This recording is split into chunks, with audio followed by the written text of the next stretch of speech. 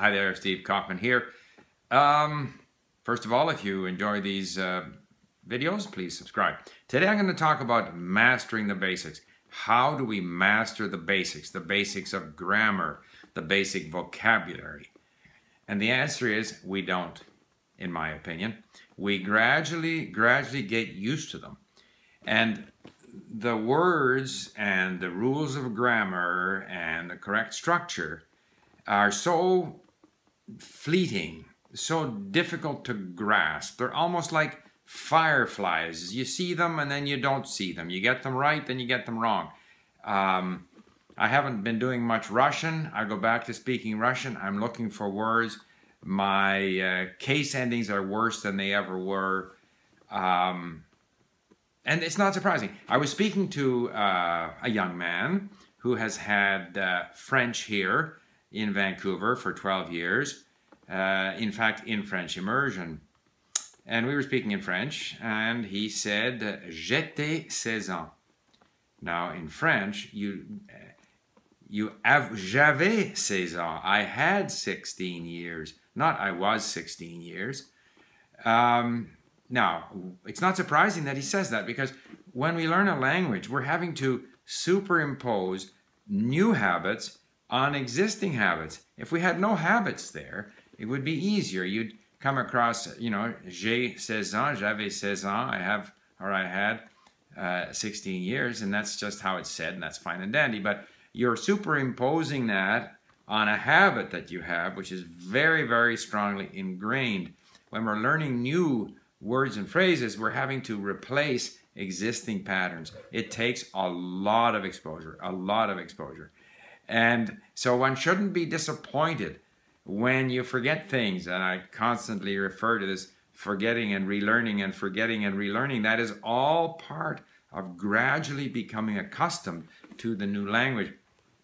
And that's why I have to laugh. I was looking at, again, trying to get into Duolingo. I just cannot subject myself to Duolingo. I'm going to write a little article about it on my blog. But so I was doing some research on what people think of Duolingo, and came across this study that Duolingo commissioned, which said that 30 hours on Duolingo was equivalent to 1 year language study at a university. Now, how can they possibly make a statement like that? Which language, which university, which learner on Duolingo, which learner at a university?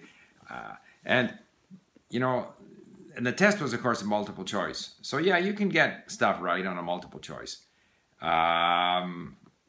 But does that mean that in the future, when you go to use these words or use this grammatical pattern, that you're going to use it correctly? Not necessarily. And so 30 hours on Duolingo in terms of exposure to the language is really nothing. They tell you 5 minutes a day. 5 minutes a day. How long does it take to get to 30 hours? Lots. You know, even if you did an hour a day, that's 30 days. So, you know, whatever, 12 times, a year to get to 30 hours.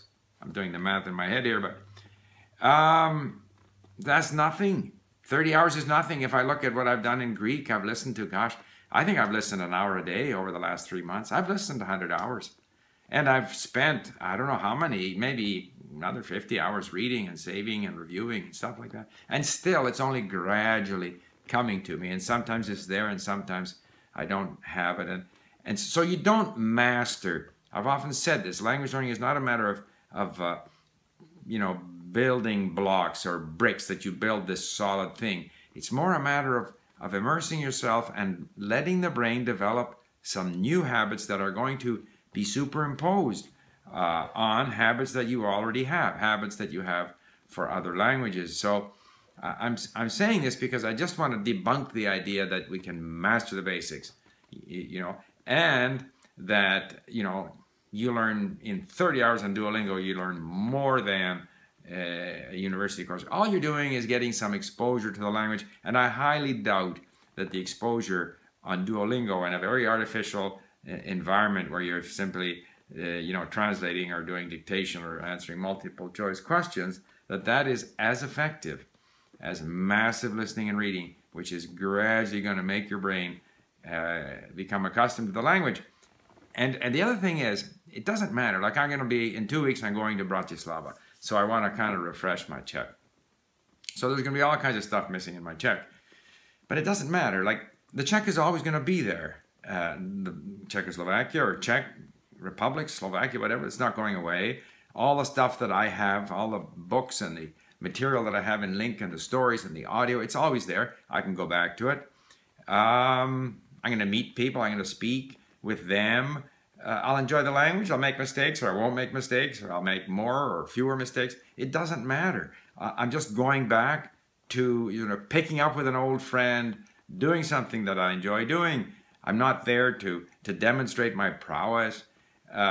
So one needn't be worried about the fact that so much of what we learn in language is fleeting, and we continue to get it wrong, and we get it right for a long time, and then we don't do anything in that language for a while, and we start making more mistakes. None of that really matters. The languages are there to be enjoyed, period. So I just want to talk a bit about the fleeting nature of much of what we learn. But through it all, gradually we get better.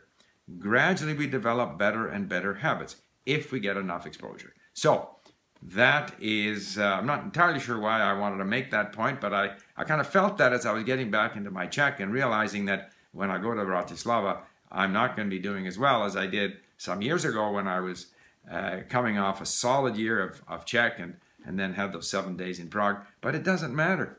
It doesn't matter. It's something that I've added to my repertoire of things that I can go to whenever I want. I can go back to my Romanian. I can go back to my German and enjoy it. And as I get back into it, I will gradually improve again. So thank you for listening. Bye for now.